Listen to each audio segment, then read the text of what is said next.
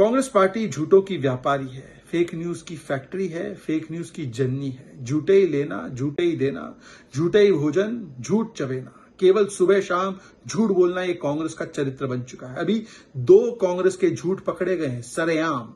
G7 में भारत को न्योता नहीं मिला, पहला झूठ पकड़ा गया। उन्होंने कहा कि पाकिस्तान के असीम मुनीर को यूएस आर्मी डे में बुलाया गया है और ये भारत की नीतियों की विफलता है, वो झूठ भी पकड़ा गया। अब कांग्रेस पार्टी लगी है एक और झूठ फैलाने में। कांग्रेस पार्टी का कहना है कि एनडीए सरकार अब कास्ट सेंसस नहीं करवा रही है, उस पर यू टर्न कर रही है। क्या ये सच है? इसका भी फैक्ट चेक हो चुका है, और एक नहीं अनेकों बार। क्योंकि कल ही जो पीआईबी द्वारा प्रेस रिलीज जारी किया गया था होम मिनिस्टर अमित शाह जी की बैठक के बाद, उसमें साफ साफ लिखा है कि कास्ट एन्यूमरेशन किया जाएगा। केवल 15 जून की प्रेस रिलीज नहीं, 4 जून की प्रेस रिलीज में भी ये साफ शब्दों में लिखा गया है कि कास्ट सेंसस करवाया जाएगा। और 30 अप्रैल की भी अधिसूचना और प्रेस रिलीज में लिखा गया है कि कास्ट सेंसस करवाया जाएगा। पर कांग्रेस पार्टी बार बार ये झूठ क्यों फैला रही है? क्योंकि कांग्रेस की मंशा रही है हमेशा ओबीसी समाज के अधिकारों का हनन करो।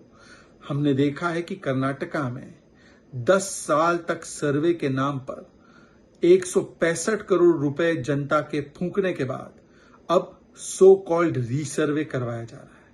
ये रीसर्वे नहीं है, ये केवल और केवल ओबीसी समाज के अधिकारों को मारने का एक तरीका है। और वहां के मुख्यमंत्री ने भी बताया कि यह निर्णय कर्नाटका की सरकार का नहीं, बल्कि एक एक्स्ट्रा कॉन्स्टिट्यूशनल बॉडी का है, हाई कमांड का है, जिन्होंने कहा कि 10 वर्षों के बाद इतने पैसे खर्चे करने के बाद कर्नाटका के ओबीसी समाज का अधिकार देने के बदले रीसर्वे कराओ। क्योंकि कांग्रेस की तो मंशा यही है ना कि ओबीसी समाज के अधिकारों को छीनकर, SC/ST समाज के अधिकारों को छीनकर अपने विशेष वोट बैंक को दे दे। इसीलिए तो कहते हैं ना कि हमेशा कांग्रेस पार्टी ने ओबीसी के अधिकारों का विरोध किया है, और आज भी कांग्रेस पार्टी वही कर रही है। वो कहते हैं ना, झांकी रही भावना जैसी, प्रभु मूरत दिखे तिन तैसी। अरे भाई, 1951 में कास्ट सेंसस सबसे पहले रोका किसने? जवाहरलाल नेहरू जी ने। 1960s में आरक्षण का विरोध किया किसने? जवाहरलाल नेहरू जी ने। 1977 में जब जनता पार्टी की सरकार आई और मंडल कमीशन आगे बढ़ा, तो उसकी रिपोर्ट का विरोध किया किसने? इंदिरा जी और राजीव जी की सरकार ने। जब इस रिपोर्ट को लागू किया गया तो पार्लियामेंट में खड़े होकर इसका विरोध किया किसने? राजीव गांधी ने। इनफैक्ट राजीव गांधी ने तो कहा कि आरक्षण का लाभ बुद्धुओं को मिलता है।